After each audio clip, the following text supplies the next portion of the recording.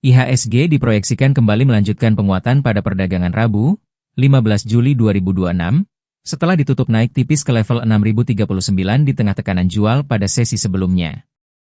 Berdasarkan riset MNC Sekuritas, indeks masih berpeluang menguji area 6.137 hingga 6.254, meski investor tetap diminta mewaspadai potensi koreksi jangka pendek. Lalu, saham apa saja yang layak masuk radar perdagangan hari ini? Sejumlah saham pilihan yang direkomendasikan antara lain PT Chandra Daya Investasi Tbk, CDIA, PT Rukun Raharja Tbk, Raja, PT Samudra Indonesia Tbk, SMDR, dan PT Solusi Sinergi Digital Tbk, Wi-Fi. Keempat saham tersebut dinilai memiliki peluang menarik berdasarkan analisis teknikal, dengan target harga dan strategi trading yang berbeda. Simak ulasan lengkapnya untuk mengetahui level beli, target, hingga batas stop loss masing-masing saham.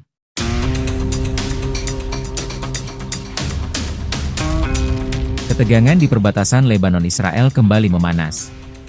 Konvoi kendaraan militer Israel terlihat bergerak di wilayah Lebanon Selatan, sementara kepulan asap membumbung dari sejumlah desa yang dilaporkan mengalami kebakaran dan baku tembak.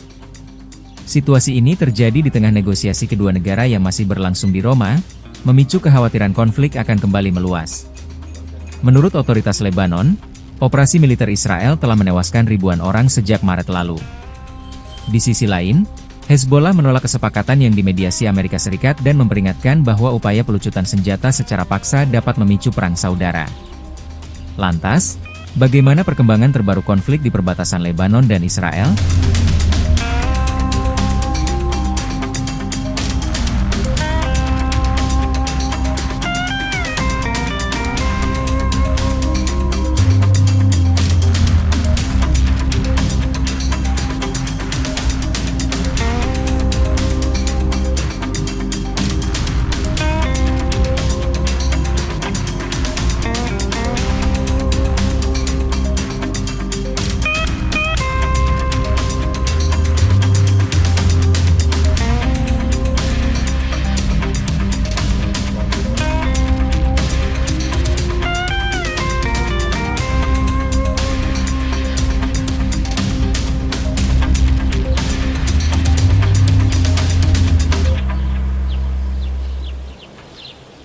Pemirsa, ledakan dahsyat mengguncang ibu kota Suriah. Sebuah kafe di pusat kota Damaskus berubah menjadi lokasi maut setelah bom meledak di tengah keramaian.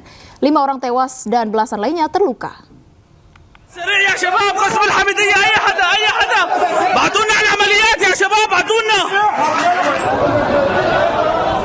Suasana tenang di pusat kota Damaskus mendadak berubah menjadi kepanikan. Sebuah bom meledak di dalam sebuah kafe di kawasan Al-Hijaz pada Kamis waktu setempat. Rekaman dari lokasi menunjukkan bercak darah, puing-puing yang berserakan, serta warga dan petugas keamanan yang berupaya menangani korban di tengah kekacauan. Ledakan mengakibatkan 5 orang tewas dan 16 lainnya mengalami luka-luka. Pasca ledakan, aparat keamanan langsung menutup seluruh area kejadian dan memulai penyelidikan untuk mengungkap pelaku serta motif serangan. Hingga kini belum ada kelompok yang menyatakan bertanggung jawab atas aksi tersebut. Waduh, VO lagi.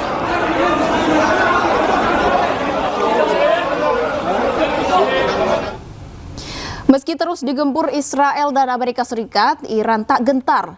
Kepada media setempat, Iran menunjukkan fasilitas militernya yang masih tegak berdiri.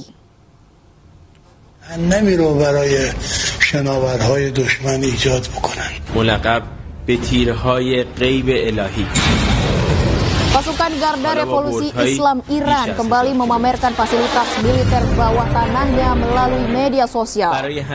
Video ini menunjukkan terowongan berisi rudal dan senjata lainnya.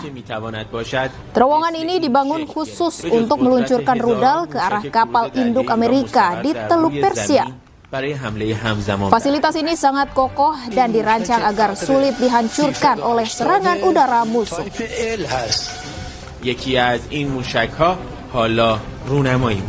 ساخت نیرو دریایی سپاس بالای 1000 کیلومتر برد داره. Sementara itu, Wakil Presiden Amerika Serikat J.D. Vance menyambut kedatangan pasukan yang bertugas dalam operasi Epic Fury. Di depan pasukannya, Vance ucapkan terima kasih dan klaim sukses menaklukkan Iran. So this wing just finished, came home in May from a historic 11-month deployment. The wing logged nearly 12,000 launches across the deployment and over 5,500 flight hours in support of Operation Epic Fury alone. All of the great things that we've accomplished, you guys are the reason that we've been able to accomplish it. So thank you and welcome home. A little bit late, but welcome home. Ribuan warga memadati reruntuhan Masjid Imam Khomeini Husainiyah di Teheran, Iran untuk memberikan penghormatan terakhir kepada mendiang pemimpin tertinggi Iran, Ali Khamenei. Ya Hussein.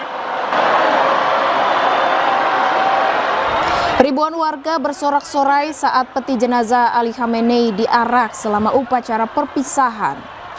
Mereka juga berdoa bersama dan memberikan penghormatan terakhir. Upacara jelang pemakaman Ali Khamenei resmi dimulai pada 4 Juli lalu. Sementara prosesi pemakaman akan dilakukan pada 9 Juli mendatang.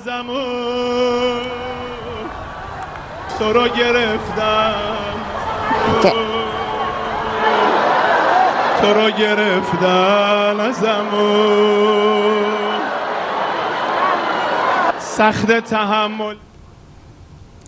Menteri Keamanan Nasional Israel Itamar Ben-Gvir melakukan kunjungan ke pemukiman warga Palestina di Yerusalem Timur. Ia menyebut pasukan Israel telah menghancurkan 20 rumah dan menuntut lebih banyak rumah lagi diratakan.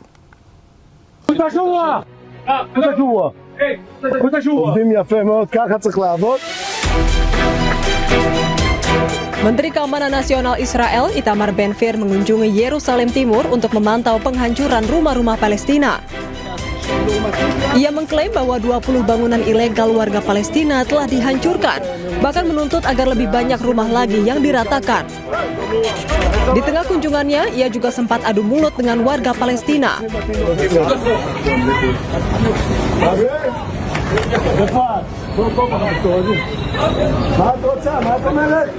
למה היא ברחה? מה קרה? היא מתלוננת שרוצים להרוס לה את הבית? אם זה לא חוקי הורסים. הבעיה שאתם הורסים את הבתים שלנו.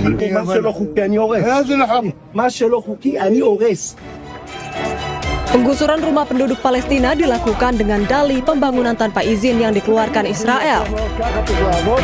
Media Palestina melaporkan kebijakan perencanaan Israel bersifat restriktif untuk membatasi pertumbuhan penduduk Palestina dan memperluas kendali Israel atas kota tersebut.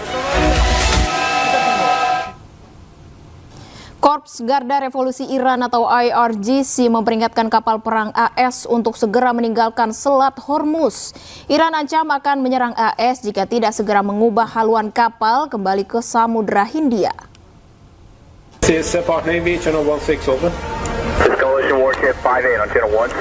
IRGC merilis rekaman konfrontasi Angkatan Laut di Teluk Persia. Komandan Angkatan Laut IRGC mengeluarkan peringatan langsung kepada kapal Angkatan Laut AS untuk segera meninggalkan Selat Hormuz dan menyebut bahwa ini adalah peringatan terakhir.